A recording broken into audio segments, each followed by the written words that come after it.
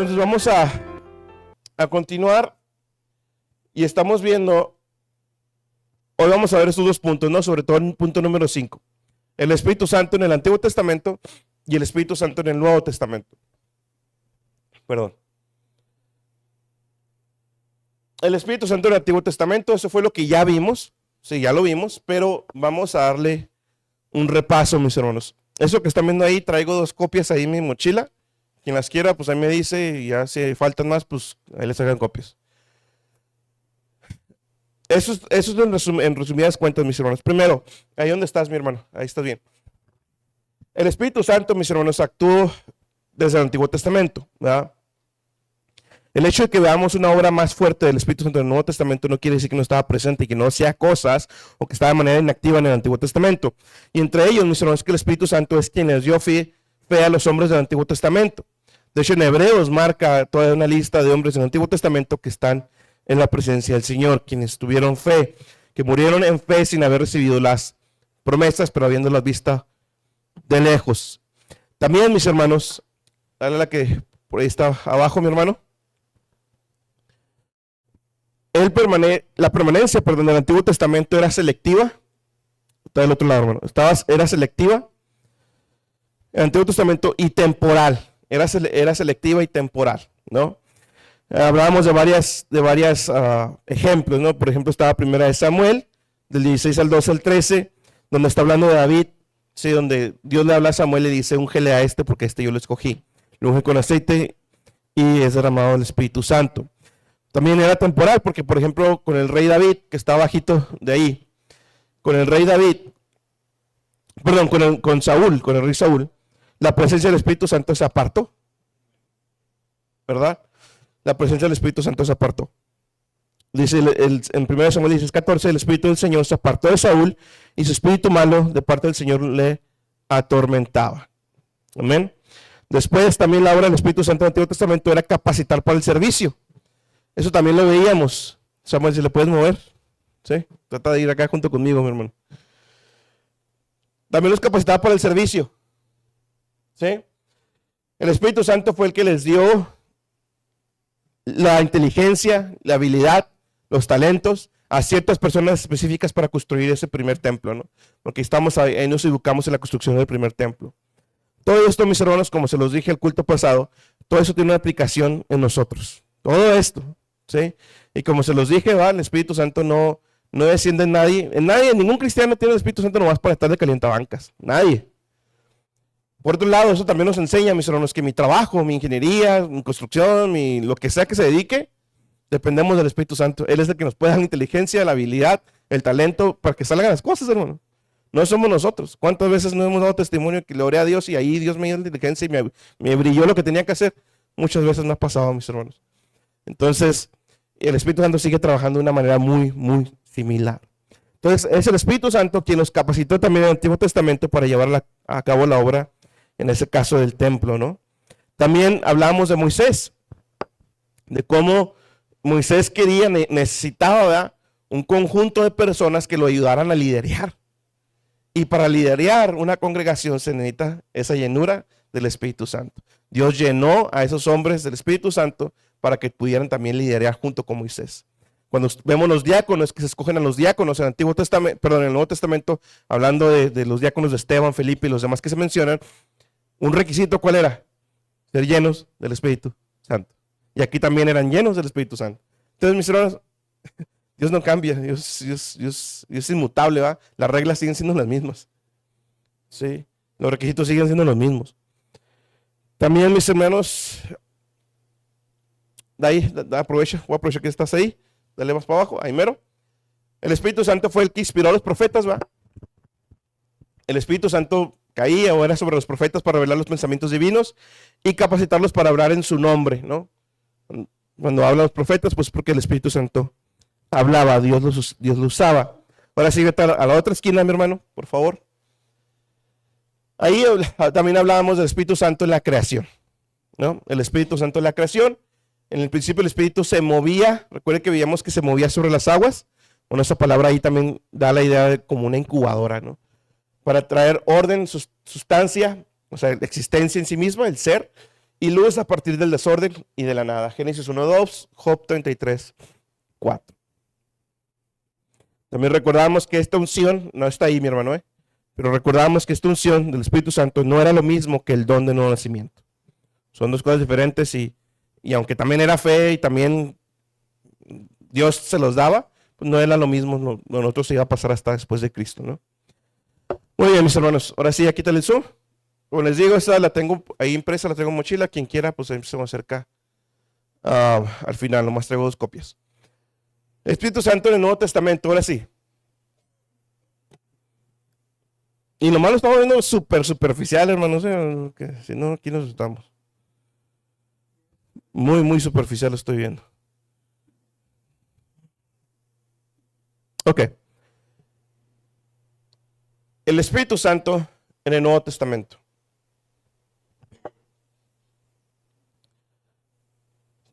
Usted va a escucharme ahorita, mis hermanos, repetir entre comillas algunos puntos que ya hemos visto. Pero mi objetivo con esto, mis hermanos, es que poco a poco, y por los temas que ya tengo, vamos a ir deshebrando poco a poco cada uno de esos temas, ¿sí? Aunque me escuche que lo voy a repetir varias veces. Poco a poco les voy a ir dando un poquito más y un poquito más y un poquito más, ¿no? Hasta que lleguemos a temas específicos donde vamos a expandir más. Entonces, la obra del Espíritu Santo en relación con Cristo. ¿Sí? El Nuevo Testamento empieza a partir de la venida de Jesucristo, ¿no? Nace y ahí empieza, ¿no? O el Juan el Bautista, lo puede ver como lo quiera ver. Jesús, hablando de Jesús, ¿verdad?, fue enviado al mundo por el Espíritu Santo junto con el Padre. O sea, los dos, fue decisión de ambos, ¿no? Pero fue por el Espíritu Santo. En Isaías, obviamente Isaías hablando en futuro, ¿va?, como una profecía. ¿Sí? En Isaías 48, 16 al 17, acercaos a mí, escuchad esto. Desde el principio no he hablado en secreto. Desde el momento en que sucedió, ahí estaba yo. ¿Sí?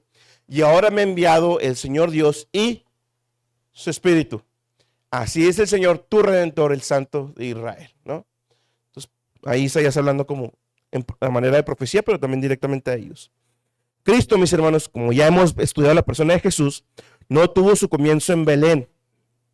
Amén. Él ya existía, es la segunda persona de la Trinidad. ¿Sí? Él existió desde toda la eternidad. Se podría decir que aquel que ya existía fue enviado al mundo. Cuando Él nació, Él simplemente adquiere en su persona una segunda naturaleza. ¿Sí? Eso ya lo vimos. Jesús, mis hermanos, fue concebido o engendrado por el Espíritu Santo. Fue concebido o engendrado, como le prefiera, por el Espíritu Santo. Y vamos a ver otro texto. Ya habíamos visto un texto, vamos a ver otro que también nos habla de lo mismo. Pero mientras pensaba en esto, he aquí está hablando de José, se le apareció en sueños un ángel del Señor diciendo: José, hijo de David, no temas recibir a María tu mujer, porque lo que se ha engendrado en ella es del Espíritu Santo. Proviene del Espíritu Santo. ¿Sí? La concepción de Jesús, mis hermanos, no fue un llamamiento. Fíjense bien, es interesante, ¿eh? La concepción de Jesús no fue el llamamiento de un nuevo ser a la vida, porque ya existía. ¿Sí? No vino un nuevo ser a este mundo como cuando nacemos nosotros. No, él ya existía. Sino de uno que ya había existido eternamente y quien por su concepción ahora entraba en una relación con la naturaleza humana. Cuando Cristo nació no fue la concepción de una personalidad humana, sino la de una naturaleza humana. La persona ya existía, su ser eterno ya existía. Simplemente la concepción,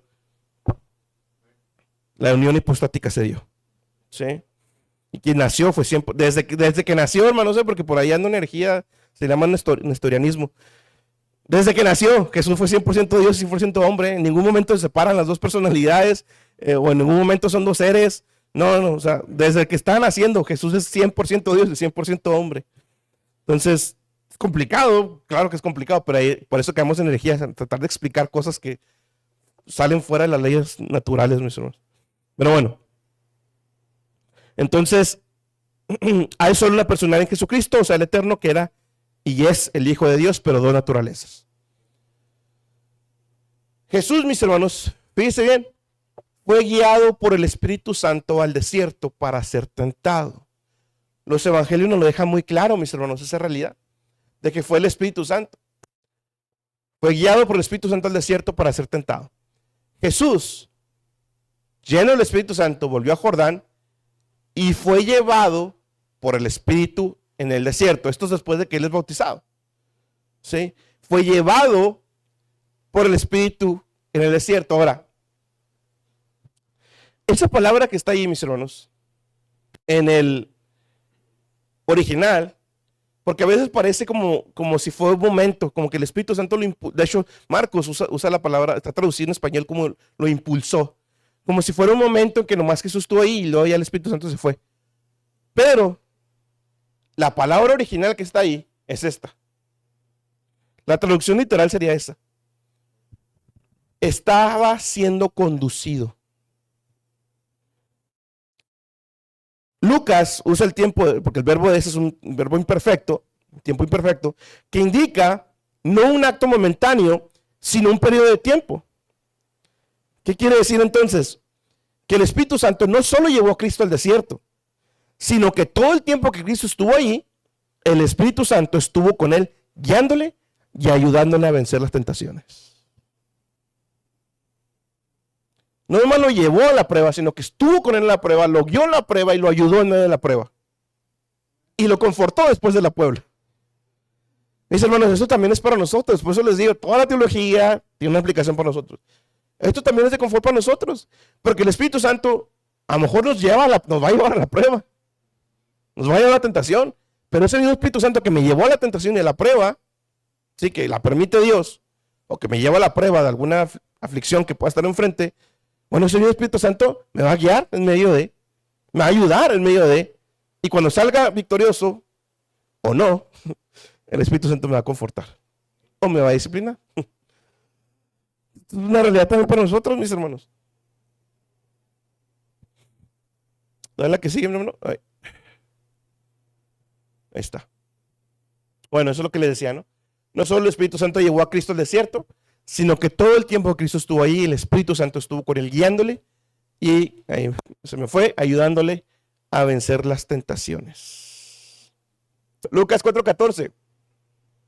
Jesús regresó a Galilea, dice, en el poder del Espíritu.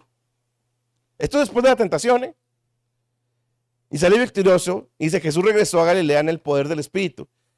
Y las nuevas acerca de él se divulgaron por toda aquella comarca. En otras palabras, mis hermanos, en este periodo entero de tentación, de principio a fin, estuvo bajo control del Espíritu Santo. Y fue por medio del Espíritu que le fue dada a la naturaleza humana de Jesús la fuerza para vencer las severas tentaciones puestas en él. Fíjese lo que acabo de decir, hermano, porque lo acabo de decir muy rápido. El Espíritu Santo, fue por medio del Espíritu Santo, que fortaleció su parte humana para salir victorioso de esa prueba. Si Jesús sale victorioso usando de manera individual su poder de segunda persona de Trinidad, entonces ya hizo trampa, como quien dijera, ¿no? Entre comillas. Ya dejó de ser 100% hombre y se convirtió en un hombre Dios o Dios hombre. Recuerde que nunca esas dos personas, esencias nunca se mezclan. Están ahí, pero nunca se mezclan. Perfectamente unidas, pero no entremezcladas. Entonces, todas las pruebas que Jesús pasó, todo lo que Jesús resistió fue como 100% hombre. 100% hombre, dependiendo 100% del Espíritu Santo. Él es nuestro espejo, mis hermanos. Él es a quien debemos de ver para que nos ayude en medio de la prueba. ¿Verdad? El mismo Espíritu que le ayudó a él es el mismo Espíritu que tenemos nosotros que nos ayuda a nosotros también.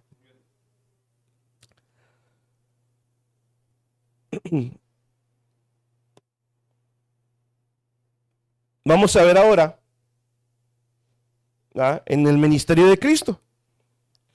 El Espíritu Santo ungió a Jesús con poder para su ministerio. También ya hemos hablado un poquito de esto. Pero vamos al bautismo. Después de ser bautizado, Jesús salió del agua inmediatamente y aquí los cielos se abrieron Y él vio al Espíritu de Dios que descendía como una paloma y venía sobre él. ¿Ah?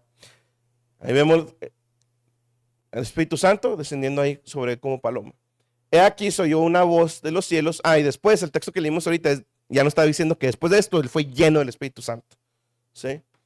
Dice, y aquí se oyó una voz de los cielos que decía, este es mi Hijo amado, en quien me he complacido.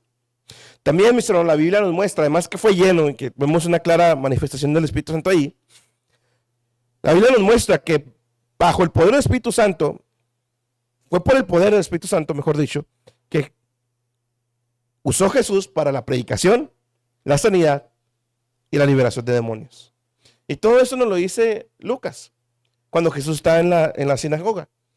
El Espíritu del Señor, ahí Jesús está citando el Antiguo Testamento, está citando Isaías. Y dice que eso que profetizó Isaías se está cumpliendo en él ahora. Ahí se lo estaba leyendo a ellos. El Espíritu del Señor está sobre mí, hablando Jesús. Ya Jesús se lo está aplicando a él, ya no es algo futuro. Él, yo soy. Porque me ha ungido. Ya vimos la unción, el bautismo. Para anunciar el evangelio a los pobres, primero, para predicar. Me ha ungido para predicar. Me ha ungido para proclamar libertad a los cautivos y recuperación de la vista a los ciegos, para la sanidad, para traer sanidades. Y número 3, para poner en libertad a los oprimidos, a los demonios. Para poder librar a las personas de los demonios. A pesar de que lo culparon, no lo traigo aquí porque no quise, no me emociono yo, pero a pesar de que lo culparon, o los fariseos le decían que sacaba a los demonios por el poder del demonio, ¿no? De Belcebú. Donde ya después Jesús le hizo unas cosas, ¿no? Pero aquí claramente es el Espíritu Santo, bajo el poder del Espíritu Santo, que Jesús sacaba a sus demonios. Entonces ahí ese texto claramente nos está dando 3 razones, ¿no? Fue ungido para predicar, para sanar y para liberar. Después en Hechos nos lo dice más claramente, ¿no? Vosotros sabéis cómo Dios ungió a Jesús de Nazaret con el Espíritu Santo y con poder. Eso del poder y todo, después lo vamos a ver más adelante. El cual anduvo haciendo bien y sanando a todos los oprimidos por el diablo, porque Dios estaba con él. Fíjese que el énfasis, mis hermanos, es que Dios estaba con él, es que el Espíritu Santo estaba en él, es que estaba lleno del Espíritu Santo. El énfasis no está, porque él era Dios. Fíjese que el énfasis está en que él estaba lleno del Espíritu Santo, que Dios estaba con él. Entonces ahí claramente vemos lo que estamos mencionando, ¿no?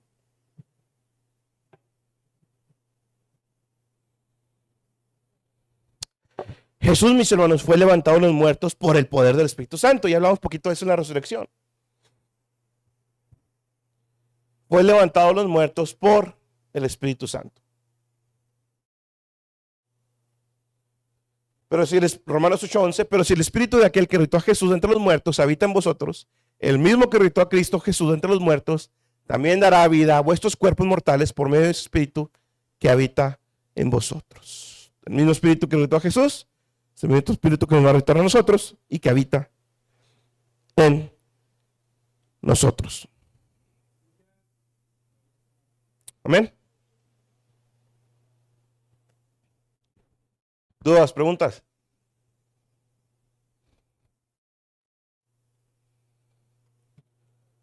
Ok.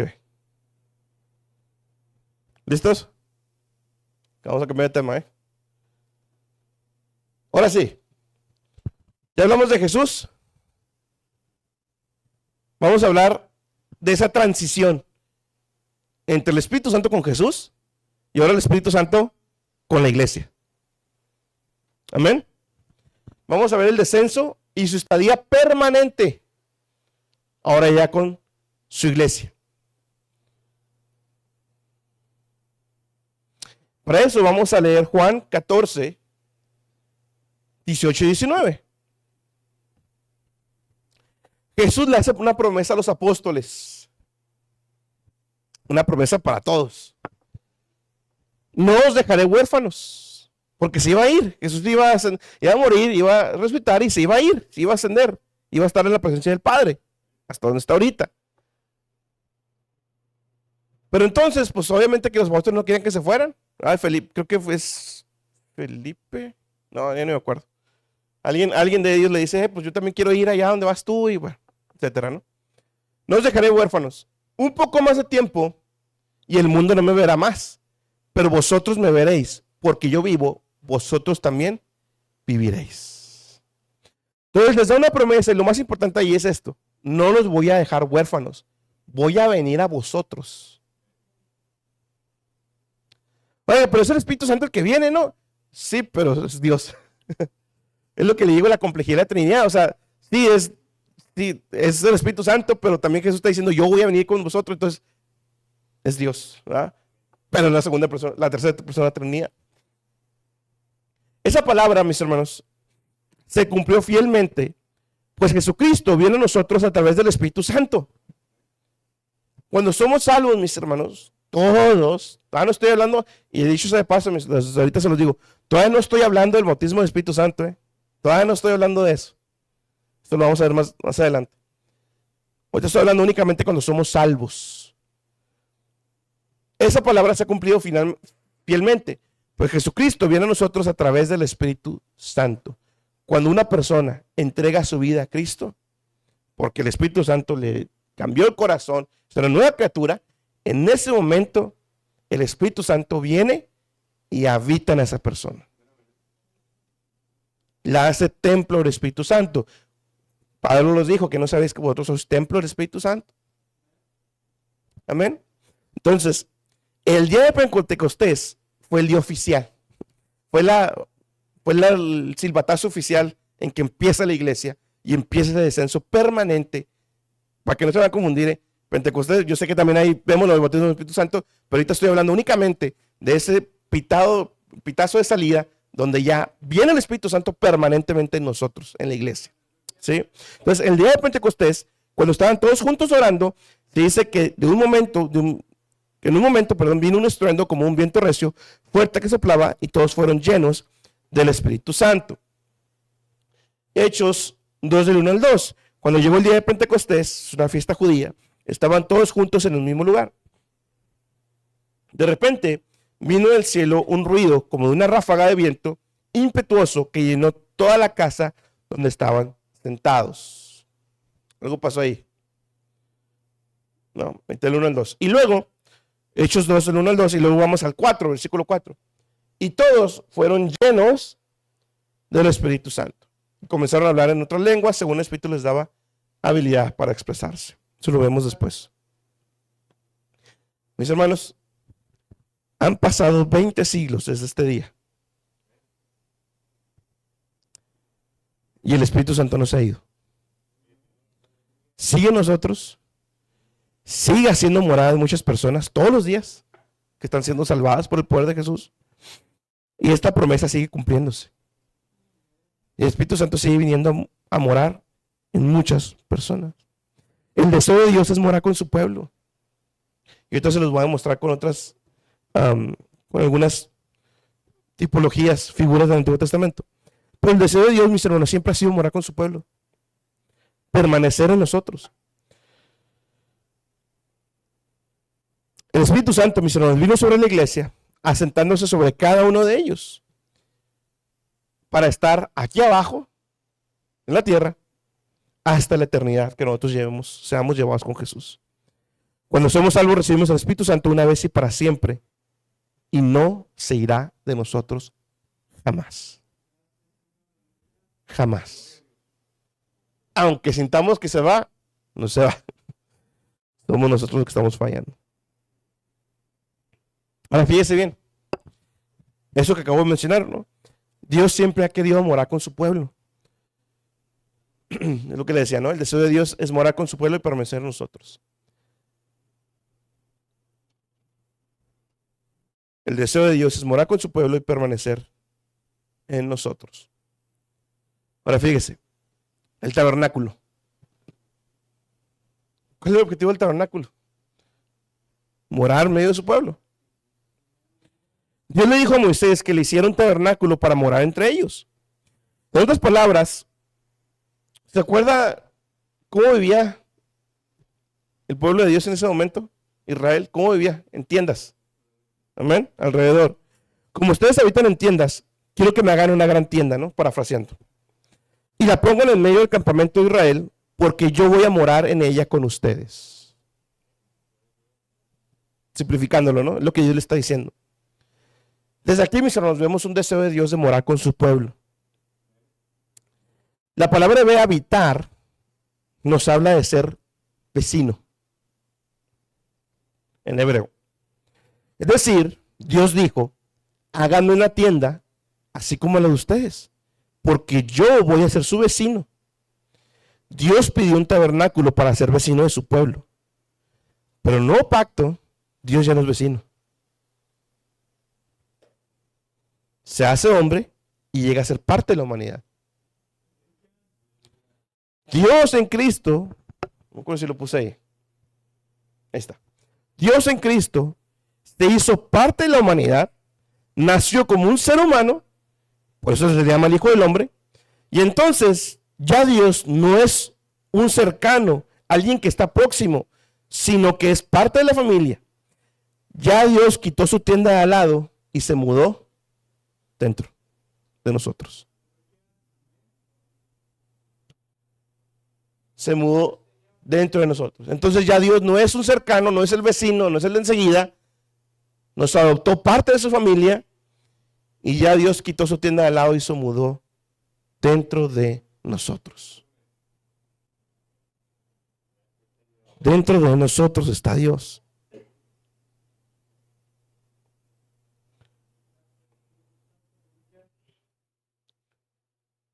Juan 14:23, Jesús respondió y le dijo, si alguno me ama, guardará mi palabra, y mi Padre lo amará, y vendremos a él, plural, vendremos a él, y haremos con él morada. Ya no en un tabernáculo, ya no con sacerdotes solamente, no, directamente en la persona. Y aunque sigo sin traer, no traigo aplicaciones, pero igual. Aplíquelo a su vida. Cuando pecamos, ahí está Dios junto con nosotros. Cuando vencemos la tentación, ahí está Dios junto con nosotros. Cuando estamos en la aflicción, ahí está Dios junto con nosotros. Y en nosotros. No nomás junto, está en. Está con, dentro de mí. Amén.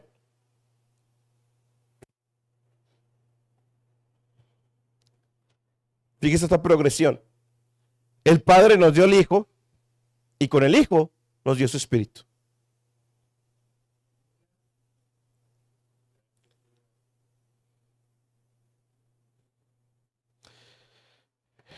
Como seres humanos, mis hermanos, cuando todavía no tenemos confianza con alguien,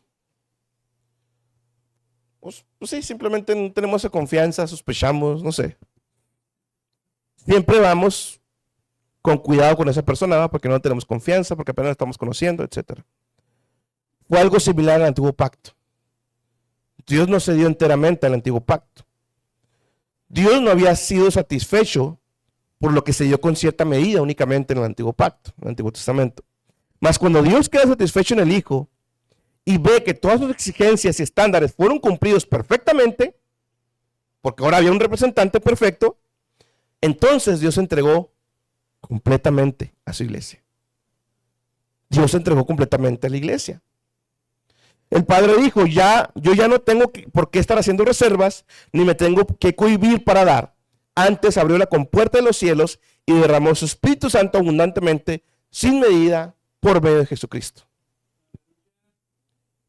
Derramó su presencia a la iglesia. Ahí está, ¿no? Cuando Dios quedó satisfecho en el Hijo y vio que todas las exigencias y estándares fueron cumplidos perfectamente, porque teníamos ese representante, se entregó enteramente, completamente a nosotros. 3:34, Juan 3:34, porque aquel a quien Dios ha enviado habla las palabras de Dios, pues Él da el Espíritu, ¿qué dice? Sin medida.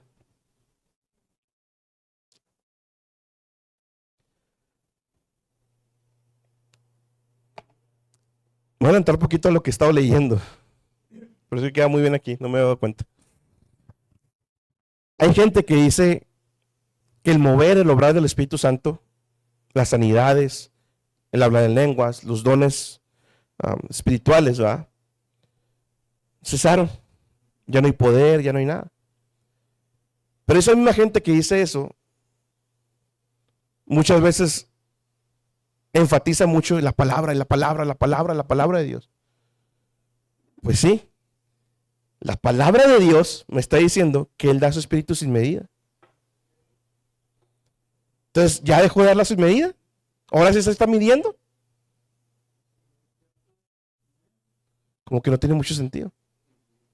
La misma palabra me está diciendo que Él da el Espíritu sin medida a su pueblo.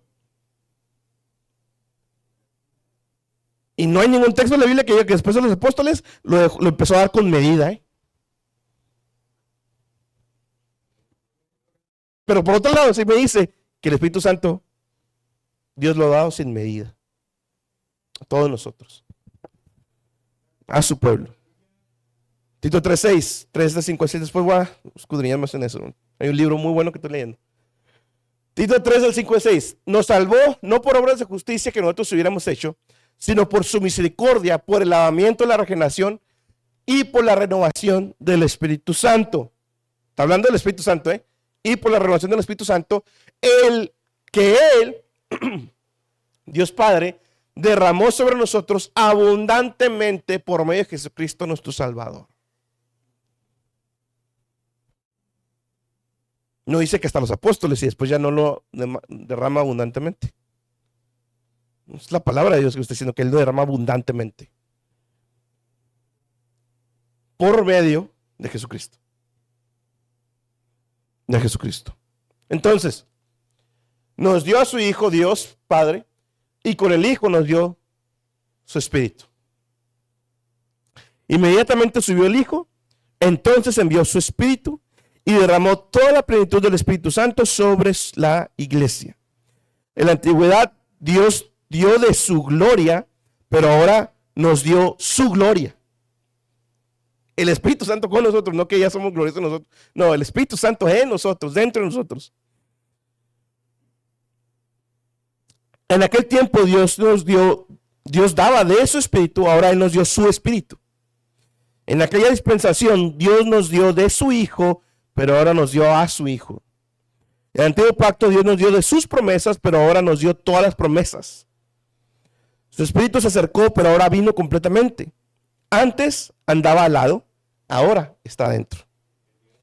Ayer su Espíritu Santo moraba sobre nosotros, ahora vive en nosotros.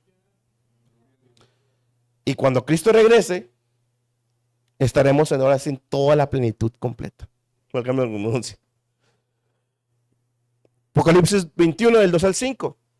Y vi la ciudad santa, la nueva Jerusalén, que descendía del cielo, de Dios, preparada como una novia ataviada para su esposo. Entonces oí una gran voz que decía desde el trono: he aquí el tabernáculo de Dios. Y eso otra vez el tabernáculo, habitar en medio de Dios, está entre los hombres, y Él habitará entre ellos, y ellos serán su pueblo. Y Dios mismo estará entre ellos. Él enjugará toda lágrima de sus ojos, y ya no habrá muerte, ni hambre, ni habrá más duelo, ni clamor, ni dolor, porque las primeras cosas han pasado. Y el que está sentado en el trono dijo: he aquí, yo hago todas nuevas las cosas. Y añadió: escribe, porque estas palabras son fieles y verdaderas.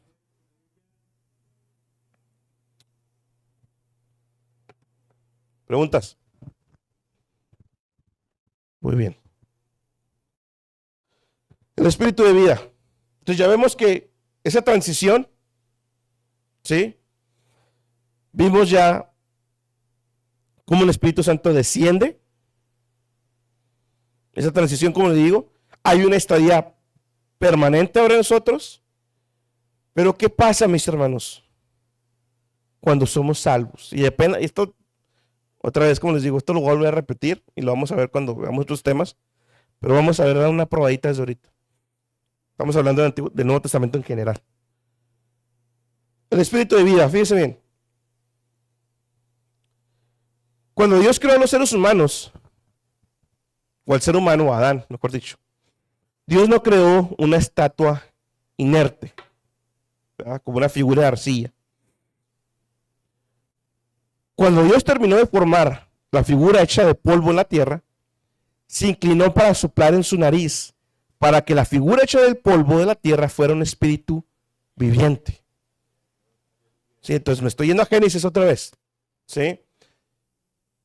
¿Y qué es lo que hace Dios? Entonces el Señor Dios formó al hombre del polvo de la tierra, lo tenía ahí formado, pero no lo dejó así como una estatua. Y sopló en su nariz el aliento de vida, y fue el hombre un ser viviente. Por eso traíamos ahí la palabra, estamos usando la palabra neuma, ¿sí? Que era el viento o aliento, ¿sí? Que es la misma que está usando ahí. Mis hermanos, el cómo acontece cómo es posible que un aliento en la nariz, eso es uno de los grandes misterios, mis hermanos, si no, pídele a Dios que se lo responda ya. Además de que Él sopla, le da vida, sabemos que la fuente de toda la vida es el Espíritu Santo, de toda vida en general. Pablo lo dijo, ya se los había citado, se los había profesado el último culto, porque en Él vivimos, no lo vemos y existimos. Ni un pagano, ni un inconverso, nadie puede respirar sin el poder del Espíritu Santo. Todos los que están vivos, los que estuvieron vivos, los que van a estar vivos, los que van a nacer, todos ellos viven, se mueven y existen por el poder del Espíritu Santo. Todas las plantas, todos los animales, el funcionamiento del planeta Tierra, todo es por el poder del Espíritu Santo. Es por su poder que hay vida, que nos movemos y el motor de nuestra existencia. Hace poquito le estaba hablando con la niña acerca del universo, del sistema solar. Y le decía, el único planeta conocido, o al menos del sistema solar, que tiene vida, es la Tierra. Estamos exactamente en la posición que deberíamos de estar. Es el único planeta donde se dio la atmósfera correcta, con el agua, con los nutrientes correctos, con las cosas correctas que se necesitaban para formar vida. Ni tan caliente, ni tan frío. Se va un poquito más adelante, están súper calientes los planetas. Se va más atrás y empiezan a enfriarse o a ser de gas. Pero la Tierra es el único que tiene todos los componentes necesarios para la vida. Ningún otro más puede sobrevivir vida como la Tierra. Mis hermanos, Dios quiso que fuera la Tierra. Si no es Dios, no es la Tierra. Para que se diera todo lo que se tenía que dar, mis hermanos. Entonces, tanto en hebreo, mis hermanos, como en griego, encontramos un juego de palabras con respecto al concepto del espíritu. La palabra en griega neuma se traduce espíritu y también se traduce como viento y aliento. Ahorita va a ver por qué estoy diciendo todo esto, Estoy hablando de la salvación y fíjese dónde estoy empezando, Pero ahorita va a ver por qué lo estoy diciendo. Entonces, neuma se traduce espíritu, que también se traduce como viento y aliento. Entonces, podemos ver, mis hermanos, que hay una relación estrecha entre el Espíritu de Dios y el aliento de vida. Sin embargo, en el Nuevo Testamento, la relación no es en cuanto a la creación original de la vida, sino una nueva vida espiritual, ya no orgánica, ya no material. Génesis sí, Génesis me dijo cómo se hizo la vida orgánica, material, física. Pero en el Nuevo Testamento, la misma palabra que se usó allá para hablar de vida física, orgánica y material, es la misma palabra que se usa acá, pero ahora con un sentido diferente. Juan 10:10. Ahí se lo voy a explicar más. El ladrón, esto es que Jesús está hablando, el ladrón solo viene para robar y matar y destruir. Yo he venido para que tengan vida y para que la tengan en abundancia. ¿Cómo es posible que Jesús le esté diciendo a un grupo de personas que están vivas? Jesús les dice, yo he venido para que tengan vida y en abundancia. Pero si ya tienen vida, están respirando, se están moviendo. Entonces, ¿a qué se refiere Jesús? ¿Con que yo he venido para que tengan vida? Bueno. Nuevo Testamento, mis hermanos, existen varias palabras por la palabra vida. Pero las dos de las más importantes son estas. Bios y zoe. O zoe, algo así se pronuncia. Bios y zoe. Bios es donde viene la palabra biología. ¿Sí? Ambas se traducen como vida, pero no significan lo mismo. Y la palabra que está usando Jesús es zoe, no es bios.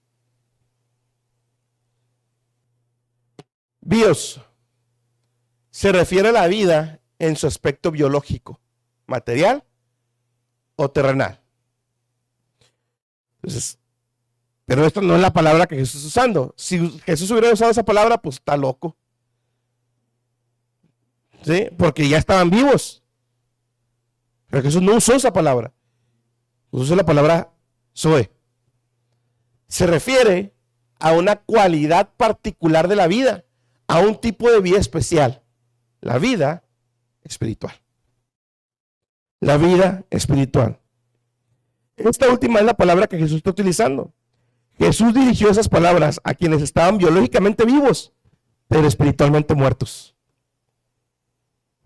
Espiritualmente muertos. Aquellos cuyos signos vitales estaban funcionando, pero estaban muertos por las cosas de Dios. Una prueba más de la depravación total del hombre. Que no la había visto yo cuando di el primer estudio. ¿Se da cuenta? Seguimos escarbando, le vamos a seguir encontrando. No me he dado cuenta de esto yo al principio. Pero es cierto. Si no estuvieran muertos, ¿qué sentido tiene que Jesús esté usando la palabra zoe? Ah, no, es que están medio vivos, están medio muertos. Pues ya no queda mucho la palabra zoe. Como el arminiano dice, no es que la gracia proveniente me capacita para alcanzar a decir que sí. Pues ya como que no queda muy bien. Porque la palabra griega que está ahí es zoe. ¿Eh? Entonces, Cristo como el Redentor vino a darnos vida. La persona de la Trinidad, mis hermanos, la persona de la Trinidad que aplica la obra redentora de Cristo a nuestra vida es el Espíritu Santo. ¿Sí? Eso es lo que les acabo de decir. El Padre inició el plan de redención. Cristo lo realizó y el Espíritu Santo lo hizo eficaz en nosotros, impartiendo nueva vida en nuestra alma muerta, lo que se le conoce como regeneración. Regeneración.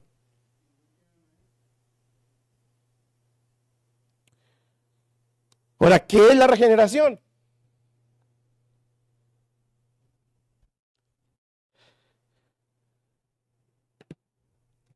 La palabra tiene el prefijo regeneración, ¿verdad? Que significa otra vez. Si repintamos una pared, mis hermanos, pues usamos el término el prefijo porque esa pared ya estaba pintada, si no, no puede repintar. ¿Sí me explico? La pared debió estar pintada para que usted la repinte. ¿Sí? Entonces estamos hablando, la regeneración puede ocurrir solo si ya había una generación anterior. ¿Cuál? La física. Y ahora necesitamos una espiritual.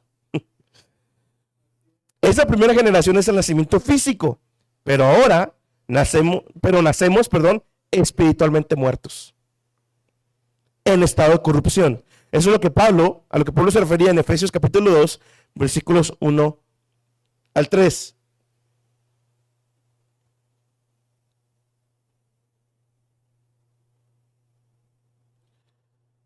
Y él os dio vida a vosotros que estaban muertos en vuestros delitos y pecados, en el cual anduvisteis en otro tiempo según la corriente de este mundo, conforme el príncipe de la potestad del aire, el espíritu que ahora opera en los hijos de desobediencia, entre los cuales también todos nosotros en otro tiempo vivíamos en las pasiones de nuestra carne, satisfaciendo los deseos de la carne y de la mente, y éramos por naturaleza hijos de ira, lo mismo que los demás. La única manera entonces de llegar a ser cristiano es por medio de la obra del Espíritu Santo, que nos vivifica espiritualmente. O sea, en otras palabras, mis hermanos, el Espíritu Santo es quien crea un nuevo génesis que nos da un nacimiento espiritual. Ese mismo sea la luz, fue la luz que en nuestro corazón, ya hemos estado hablando de eso. Pero no más esto, mis hermanos. Este mismo aliento que dio vida en el hombre, para traerlo en vida físicamente, es el mismo aliento, espíritu, que ahora viene a nosotros y nos da vida espiritual. Hay un nuevo génesis, mis hermanos. Hay dos génesis para el ser humano. Para los salvos, obviamente. ¿Va? El génesis físico y el génesis espiritual. Ahora entendemos con más claridad por qué Pablo usa un nuevo hombre, una nueva criatura. Porque es un génesis nuevo, un génesis espiritual.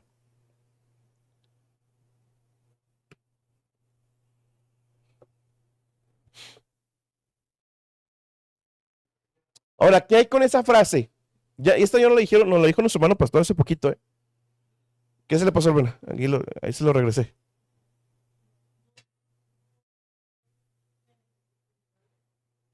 Hay dos génesis, uno físico y uno espiritual. ¿Qué hacemos con esa frase entonces? Cristiano nacido de nuevo. No sé si alguna vez la han escuchado, la han oído, se las han dicho, la han usado. No saben qué están diciendo, si saben qué están diciendo. Ya nos lo dijo nuestro hermano pastor hace poquito. Esa frase, mis hermanos, fue una frase que se volvió muy popular, pero es una frase que yo también la he usado, pero es una frase redundante. Muy redundante, de hecho. Porque no puede existir un cristiano que no sea nacido de nuevo. Todo cristiano, por definición, es nacido de nuevo. Todos. Entonces, esa frase es redundante. O sea, está haciendo un doble énfasis que no es necesario. Por definición, el cristiano otra vez es nacido de nuevo. Ahora, esta expresión se usa hoy en día para distinguir entre los verdaderos creyentes y los que creen que se puede redimir sin ser regenerado, ¿no? O para distinguir o para hacer un doble énfasis, una redundancia, en que hay cristianos que creen, es que ni siquiera son cristianos, que no son cristianos. O sea, las personas que creen que son cristianos no son cristianos porque no han nacido de nuevo. O sea, ni siquiera el nombre se lo deben de poner. Porque el nombre en sí mismo implica un nacimiento de nuevo. ¿Sí? Entonces, sí lo usamos, pero es una redundancia. ¿Sí? Entonces, ¿por qué? Porque hay personas que creen que son cristianos, pero no han nacido de nuevo. Más bien, podríamos sacar esa frase como que creen que son cristianos. ¿Y ya? Pero pues hoy todo el mundo cree que es cristiano y pocos nacidos de nuevo. Amén. Yo sé, hermanos, por eso soy pocos, por eso le digo que son pocos. Muy bien. 12 años en el evangelio y sigue pasando lo mismo. Muy bien. Vamos a cambiar de tema. Bueno, siguiendo lo mismo, el Espíritu Santo del Nuevo Testamento. Él es el sustentador santo. Vamos viendo tiempo, son las 8:05. Él es su sustentador santo. Ya vamos a acabar.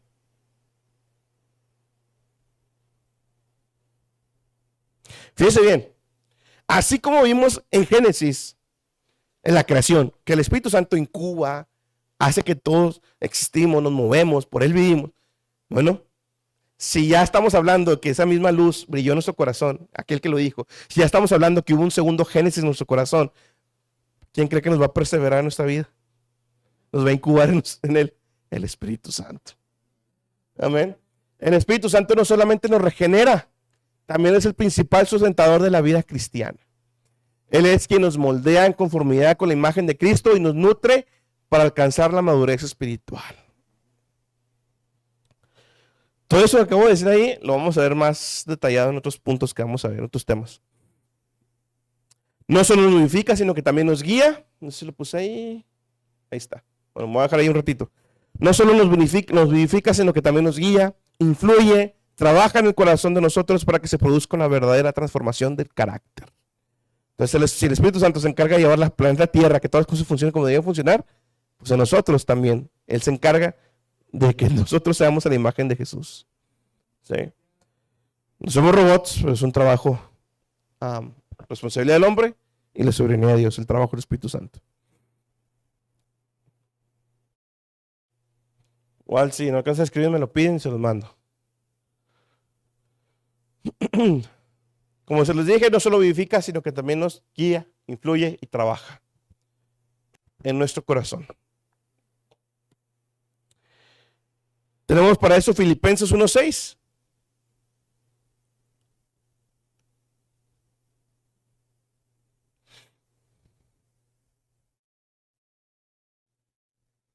Filipenses 1:6, mis hermanos, dice, estando convencido precisamente de esto, que el que comenzó en vosotros la buena obra, ¿quién la comenzó? El Espíritu Santo, ya lo demostramos. Él, el que lo comenzó, la perfeccionará hasta el día de Cristo Jesús. Entonces, Él es el que lo lleva, Él es el que nos perfecciona, ¿sí? Él nos lleva de la mano. Notemos, mis hermanos, que el título que lleva el Espíritu Santo. Ahora, ¿se ha puesto a pensar por qué lleva ese título? Porque el Padre es santo, el Hijo es santo. El Espíritu Santo, pues claro que es santo, pero ¿por qué Él lleva ese énfasis de Espíritu Santo? Fíjense bien. Se le atribuye al Espíritu debido al ministerio que realiza. El Espíritu Santo es el que Dios envía para hacernos más santos. Por eso se le atribuye en la palabra de Dios Espíritu Santo, porque tiene mucho que ver con el ministerio que hace en nosotros. De hecho, si se da cuenta, si mal no me equivoco, puedo estar equivocando con eso que voy a decir, pero si mal no me equivoco, en el Antiguo Testamento, creo que nunca hay una mención, se habla del Espíritu de Dios, pero no sé si hay una mención del Espíritu Santo. Donde sí no cabe duda de hay mención del Espíritu Santo es en el Nuevo Testamento. Espíritu Santo, Espíritu Santo, Espíritu Santo, porque tiene ese ministerio con la iglesia, con nosotros. Voy a citar a alguien, esto cita mía, un teólogo, después les voy a compartir ese libro, después les traigo ese, y ese libro está gratis, y tremendo libro, hasta ahorita, no he leído nada raro. Fíjense lo que dice este autor: el Espíritu Santo vino a permanecer en nosotros para llenarnos de Él y ser todo en nuestras vidas. El Señor quiere estar en tu corazón, en tu mirada, en tus manos, en tu frente, en la puerta de la entrada de tu casa, en tus hijos, en todo lo que es tuyo y en todo lo que eres. Quiere que tú le recuerdes siempre. Por eso te llena de memoriales por todas partes, para que con tus ojos lo veas, con tu mente le pienses y con tu corazón le ames. A tu hogar le alabes y al atravesar el lindero de la puerta salgas a vivir su palabra. El Espíritu Santo nos hace ver a Dios en todos lados, en todas partes, a toda hora. A toda hora.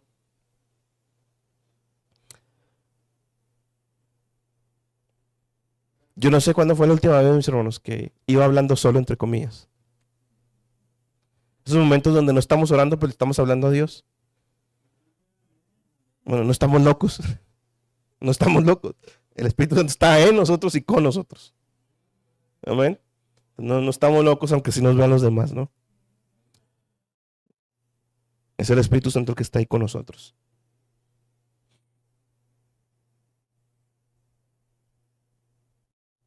Por último, acuérdense que esto es una vista general, esto lo vamos a ir viendo más desmenuzado. Él es nuestro Maestro Santo. Como ya vimos, mis hermanos, fue el Espíritu Santo quien inspiraba a los profetas del Antiguo Testamento acerca de lo que Dios quería comunicar. Fue también quien inspiró a los escritores de la Biblia cuando escribieron su palabra, y es el mismo Espíritu quien nos ilumina y nos ayuda a comprender las Escrituras, iluminando la oscuridad de nuestra mente. Recuerde esto, mi hermano, antes de abrir la Biblia, pídele a Dios que le ayude a entender lo que va a leer. Inclusive, se lo comparto, no tengo problema. A veces me pasa a mí, mis hermanos, por estar haciendo estudios, lo que sea, A veces ya lo estoy empezando y todavía no, o sea, oye, espérate, y ese Espíritu Santo que, hey, ¿ya oraste? Vas a escudriñar la palabra, vas a empezar y ya oraste. Entonces, el Espíritu no nos detiene. Pero mis hermanos, evitemos eso. Es el Espíritu Santo que nos ilumina nuestra mente, el que nos ayuda a comprender la Escritura. Necesitamos iluminación para poder entender si algo está bien, si algo está mal, si lo estoy comprendiendo bien, si lo estoy comprendiendo mal.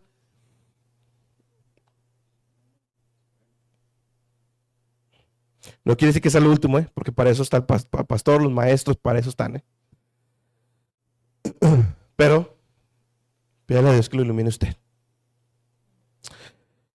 El Espíritu Santo es nuestro Maestro Supremo de la verdad de Dios. Él es quien nos convence de pecado y de justicia. ¿Va? También es cuando pecamos nos dice, hey, estás mal, estás pecando, detente, como lo que te acabo de decir. O es de justicia, ¿va? Nos trae ese confort de esa buena obra, de eso que hagamos, que cualquier cosa que hicimos que a Dios le agradó. Dios nos hace sentir también cuando Él se agrada.